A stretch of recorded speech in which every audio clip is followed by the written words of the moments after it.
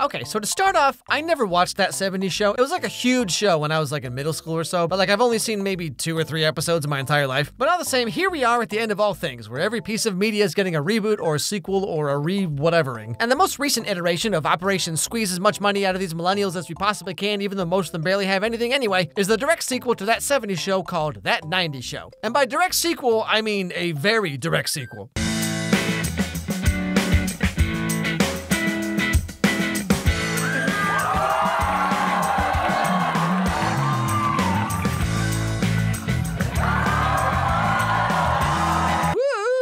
Yeah, so as you can probably already guess, the main shtick of the whole show is actually just getting to see all the old cast members back together again, and as with every belated sequel, we get to play a rousing game of Guess Who's Into Scientology Now? But before that, really quick, this video is brought to you by Surfshark VPN. Surfshark VPN is an app and browser extension that lets you change your IP address to be pretty much anywhere in the world you want. Now what this means for you is it protects you from websites and other users trying to snoop on what you're doing and from where. Maybe your country has some like weird strict content censoring laws, or you just don't want people to potentially hack your accounts. Well, Surfshark VPN can help you with all of that, but it also has a lot of very practical day-to-day uses, like allowing you to watch the Netflix libraries from almost any country. Fun fact, Slovakia has by far the highest number of movies and TV shows you can watch, with over 7,400 titles compared to 5,800 in the US. And all you gotta do is just install Surfshark VPN and tell it to put your IP address in Slovakia, and there you go, you have access to an extra 1,600 titles. Or Japan and Taiwan have the biggest anime libraries on Netflix, so using Surfshark VPN, you can have access to all of that. Or in the reverse, if you're traveling away from your country, you wanna stay up to date on a certain show you're watching or whatever, you can use Surfshark VPN to put your IP address in your home country, and then wham bam bibbidi bow, there you go. It's quick and easy to sign up and install, and only costs $2.49 per month with a 2-year subscription. And so it barely costs you anything, really, and gives you access to all of this. And get this, you can use a single subscription on an unlimited number of devices. So let's say you and 4 other family members, y'all want to pitch in on one subscription. That means you get all of this for 50 cents a month. So click my link down below and use the promo code Meyers. You're gonna get 83% off the regular price, and also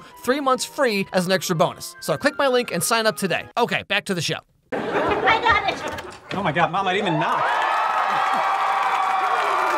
Don't worry, honey. I got it. Smelling my hair, Mom. Well, I haven't seen you since Christmas, so I will smell you however I want. Yeah, you know, this is something that you get to learn real quick as you get older, which is like just how weird empty nest parents get. They're like Fraggles. They just randomly show up out of nowhere. They're just like, hey son, how's it going? Just thought I'd stop right in for no particular reason. Hey son, look, I found your old Nintendo in the attic. Guess what? I brought over all your old yearbooks so you can relive the worst time of your entire life. You know, I was just in the neighborhood. Mom, you live like 6 hours away. Anyway, so the setting of the show is that it's 4th of July weekend, and Eric and Donna have brought their daughter all the way from Chicago to visit Eric's parents in Wisconsin. Hey, Grandma. Hey, Grandpa. Leia, my grandbaby. Hey, kiddo. Oh, and congratulations, those buds are blooming. Yours look good, too? I hear you got your mom's jump shot and your dad's last name. So really the show's just kind of what like Disney Channel was trying to do with Girl Meets World. In fact, now that I think about it, the show is actually just literally like a slightly edgier Girl Meets World. It's the whole thing where like they try to bait you in with the old cast and try to sneak the new cast in there and hope that you somehow care. Check it out, we got Corey, Topanga, Meekus, Mr. Feeney, and a whole bunch of really annoying kids. Like the show is literally just that, but with Red and Kitty and Jackie and Ashton Kutcher's insanely chiseled jawline. What the heck is this? Who do you think you are just coming in here and swinging that thing around? But then, like I said, they try to sneak in the new kids and just like hope that you care. Hello. What are you doing, creeper? I was just standing outside your window and watching you sing and wondering what it would be like to be you. You want to hear a cool bootleg I got in Chicago? Oh, I'm listening. The bootiest of legs. Yeah, when I said this is like Girl Meets World, this is kind of what I meant. Like, interpret this how you will, but the show feels like it was made by Disney Channel, just in like the way people talk, the lines they say, just like the way the show feels. So this was your mom's old room and your dad lived next door? I bet they boned in here all the time. Sometimes, late at night, when everything's quiet, I can still hear the I just, like you see what I mean? Damn it, Gwen! Turn that crap down, I'm trying to shave! Oh, by the way, sorry, yeah, this is Gwen. Now, Gwen lives in Donna's old house, hence why Leia saw her through the window and so forth. So throughout this episode, as you can imagine, we get to meet all the other new kids in the neighborhood that are totally, definitely not just carbon copies of the old cast, who already had carbon copies of themselves back in the old show, but hey, sure, whatever. Why are we still talking? Let's tap that keg and get stupid. Hey, new girl. Hey, boy. Man, I don't really know how the whole puberty thing's going for you. Probably great. Just like, why is this so painful to watch? Now, to be fair, okay, whenever you see bad acting, you have to remember that what you see is a culmination of like the writer, director, actor, and editor all making the scene. And like the lines aren't even that funny anyway, but it's made worse when it feels like a high school play where like half the cast is understudies. Like you can definitely feel a difference in watching the young cast members versus like the old guard. Eric. The hair thing, it's still a little weird, Mom. You know what the worst part is? I should be treasuring this time with Leia. Instead, I can't wait for it to end. Oh, sweetie, it ends when you die. Leia Tatooine Foreman. Oh boy. Oh wait, right, no, because this is 1995, yeah. Star Wars is still good. Cherish these moments, Eric. You only got like 4 years left before it all starts to go downhill, and then before you know it, it just ends up like, the dead speak. Somehow the Emperor has returned or whatever. But okay, anyway, the main conflict here is that Eric is a big old nerd and he wants his daughter to also do nerdy stuff. But would you believe his daughter Leia's into like sports? Houston, do you read me? Over. Permission granted. Yeah. But you didn't say over. Mom? Okay, Leia, go shoot some baskets. I don't need you to see your dad get any nerdier. Like this right here, okay? Like my biggest fear is that I have kids like ever. But my second biggest fear is that if I do, they'd end up being like, come on, Dad, I just want to throw the football around. No son of mine's gonna play sports. Now we're gonna sit here and work our way through this entire Sailor Moon Blu-ray set. So when Leia meets Gwen and the other Planeteers, they do this whole thing where they're trying to get like a tap for a beer keg or whatever. Leia, you should buy the tap. And plus, your eyes are crazy pretty, which won't really help get the tap, but it's something I noticed. Hey, girl. And Leia realizes that friendship is cool. And so now she wants to stay there for the summer and hang out with all her cool new bad kid friends. Where have you been? Oh my God. Is that beer? Yeah, and I had a great time, and I don't want it to end. I want to stay in Point Place for the summer. Honestly, I don't even know anymore. So, no, you know what? You can forget it. I knew you were going to be like this. I'm not getting in that car tomorrow, and you can't make me. Oh, you're getting in that car. And so Eric and Donna have a little heart-to-heart in the old driveway like they used to, you know, where Eric's like, am I a bad father? And Donna's like, well, yeah, kinda, but if Leia stays here, your parents can watch her, she'll be fine. Donna, do you remember like half the stuff we did literally right here when we were like 16? It's kind of like whenever I talk to my brothers who have kids now, and they're throwing around words like screen time and age-appropriate content, like what the heck happened to you? We all played Silent Hill 2 when we were like 12 and stayed up till 3 in the morning every weekend watching unedited anime VHS tapes, okay? And like, look at me, I'm only moderately brain damaged. But anyway, so in the end, Eric decides to allow his daughter to stay for the summer with his parents so she can hang out with her friends and do all the kinds of stuff her dad did back in the 70s. And a few magazines that I don't think he wanted me to see, but I got rid of them. They were all redheads. He sure has a type. You guys have fun.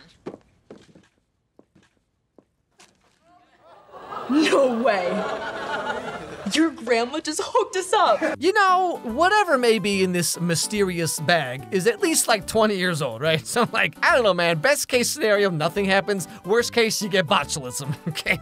I don't think this is a good idea. Now, like I said, I have no nostalgia for that 70s show, but I wanted to go back and check out to see if maybe I'm just being too harsh on that 90s show, right? Because like watching the first episode here, like I said, it's on par with some of the worst Disney Channel shows I've seen, and believe you me, okay, I've seen a lot. Okay, someone please help me. So how does the pilot for that 70s show compare to that 90s show? Eric, it is time. Why don't you do it? It's your house. Your house. Listen to them up there. The party has reached critical mass. In 10 minutes, there will be no more beer opportunities. If my dad catches me copping beers, he'll kill me. I'm willing to take that risk. Oh yeah, Hyde, or whatever his name was, right? I wonder why he's not in the 90s show sequel. Oh, never mind. So Eric is tasked with getting some cold burrs from their parents' party upstairs, and he gets like wrapped up talking to his dad about like dad stuff. Red, a Toyota? Yeah, it's mine. I tell you, the last time I was that close to a Japanese machine, it was shooting at me. It'll rust in the driveway before I trade it in. Honey, it is rusting in the driveway. Like already, right here, just in these few lines, like you can already tell that the writing and acting is much snappier and it flows way better. It's also just funnier in general, at least I think so. I mean, at the very least, it does not feel like Disney Channel. Check it out. I see that every day. So Eric ends up getting his dad's old car and they use it to go to a concert that they've been so excited to go to. But Eric's dad told them not to take the car out of town. So does he listen to his dad or does he do what his friends want? Well, I guess that's that. We're not going. Eric, do you want to go? He said no trips out of town.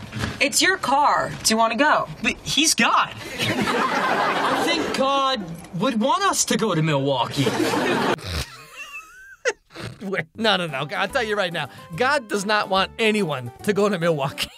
Okay. I mean, even God from the Old Testament is like, nah, that's too messed up even for me, man. So like in watching both of these shows here, like the parallels they're doing between the old cast and the new one becomes very obvious. Like the dumb hot guy, the rebellious Spitfire girl, the flamboyant guy, the nerdy main character who just wants to fit in. You know, it's like the new cast has everything it needs on paper, okay? But like with a lot of these reboot, sequel, reimagining, whatever, it's like the chemistry's just not there, you know? Like in the new show, they don't feel like friends hanging out. They just kind of feel like kids reading their lines. As someone who's never seen either of these shows, okay, just watching both pilot episodes together, I would rather go back and watch the 70s one, to be honest. I always feel like this when I watch a lot of these remake sequel things, but like, who is this for exactly, you know? Like with this show and Girl Meets World, for example, the main draw is that the old cast is back, sort of, and so the fans of the original show should watch it. But then they make the new show in a way that they think will appeal to like a younger, new audience who has little frame of reference for why they should care. I think also the fact that it's a 3-camera laugh track sitcom just kind of makes it feel weird, you know? Like, I mean, this is just something we don't do anymore, and it's just kind of corny now. But I mean, hey, if you're a huge fan of the original That 70s Show, or you've always dreamed of having drug references in a Disney Channel sitcom, then maybe you'll get more out of it than I did.